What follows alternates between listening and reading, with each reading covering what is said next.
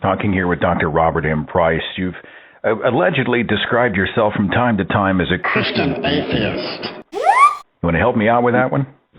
Well, in two senses, there is this idea that what you're doing in enjoying a church service is much like when you're in a movie or a play or engrossed in a novel. As Aristotle said about the theater, it cleanses the soul of pity and terror by means of pity and terror. It's what Peter Berger calls a finite province of meaning, a little sub-world that you visit for a while. And I think it was Coleridge that said it's the temporary willing suspension of disbelief, again, as in a movie or something.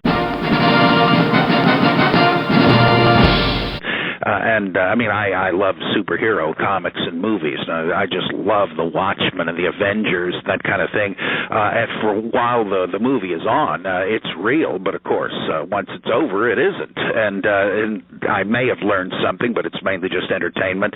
In church, I have found a kind of uplifting, momentary perspective on the ego that you're not really prompted to elsewhere. And I find it uplifting, though it's probably not different in kind from the experience of great art and music. In fact, I know from experience it's not. So it's edifying, and I think, okay, you can be a Christian and involved in it and even like the moral teaching without being a theist.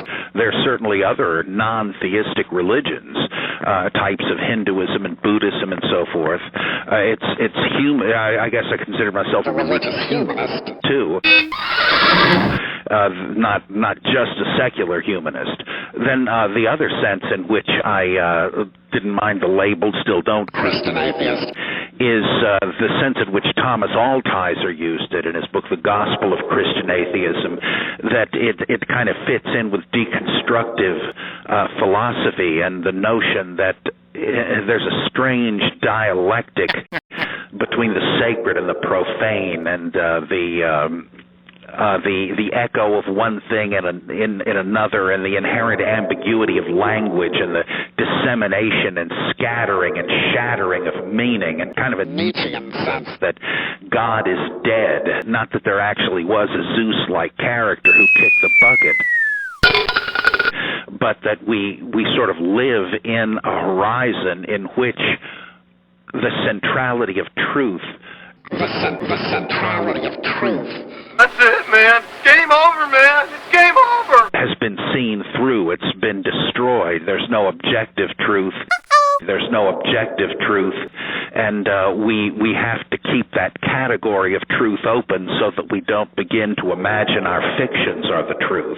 And so this especially Nietzschean image of the death of God, and that being somehow expressed in Christian terms, attracts me to the label Christian atheist. So I mean it in one less complicated, one more complicated way. The fact that you embrace what is quite often considered religious language so unapologetically, the blogosphere must have a field day with you. I mean, people like to get hung up on labels, and words do mean things, right? So, I mean, do you get some pushback from the free thought or atheist community for the use of religious language like that? Not that I know of. What I really do catch hell for is being politically conservative. People that even like my Bible Geek podcast and so on, when politics ever comes up, there are people that just suddenly get abusive and seem to regard me as a kind of an idiot savant. I can do it. That somehow I know what I'm talking about in the Bible, but I reveal myself to be a savage and a buffoon when it comes to political views. So that I get flack for. In fact, I just got a copy of the latest Free Inquiry where I was asked to write an article that I titled, "Why I Am Not a Liberal and You Shouldn't Be Either." And I've already had one friend insult me over this, and so I catch it for that. But for the religious language, surprisingly, if people have a problem with that, they don't really let me know. It can only be attributable to human error.